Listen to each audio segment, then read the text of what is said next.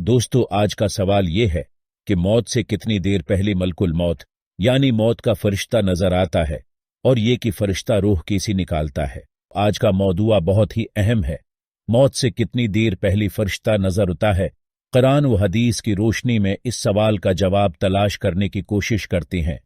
फरौन जब दरिया के अंदर गरक हुआ तो फिर उसने कहा, जिस तरह बने इसराइल ने अल्लाह को माना मैं भी अल्लाह को मानता हूं। फिर अल्लाह ने फरौन से कहा कि अब मुआफी का मौका ही नहीं, अब मैं तुम्हें अबरतनाक सजा वाला बनाऊंगा।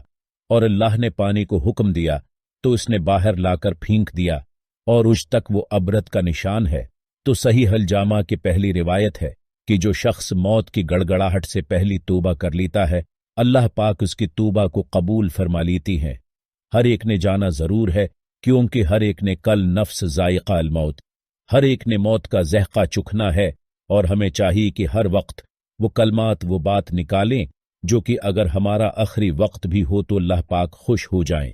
सही हिलजामा की जो दूसरी रिवायत है, रसूलुल्लाह ने फरमाया, जो शख्स गड़गड़ाहट से पहली अल्लाह की तरफ रुजू कर लेता है, अल्लाह पाक उसको मुआफ़ी दे देती हैं।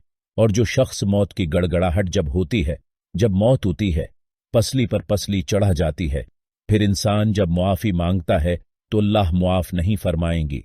जिस तरह इंसान को फरिश्ता आम रूटीन में नहीं नजर आता, लेकिन मौत से पहले उसी नजर आ जाता है। जब फरिश्ता नजर आ जाता है तो फिर इंसान की दुआ कबूल नहीं होती कि उनके तौबा का वक्त पहली था, अब वक्त दूसरा शुरू हो चुका है। हमें भी अल्लाह से डरना चाहिए और इस अल्लाह की तरफ रुजू करना चाहिए था कि हम भी उखरी वक्त में अल्लाह को याद कर सकें। अगर हम रोजाना नमाज पढ़ते हैं तो दुआ करनी चाहिए, या अल्लाह या तो सजदी में मौत देना या तो ईमान वाली या शहादत वाली मौत देना। दुआ करते हैं कि या अल्लाह पूरी दुनिया को शहादत वाली मौत होता फरमा, जितने भी मुसलमान हैं सबको दीन इस्लाम पर मरने की तौफीक उता फरमा और हमारी कबीरा सगीरा गुनाह मुआफ फरमा। इमाम अली का कौल है, मजलूम की हामी रहना और जालिम की दुश्मन।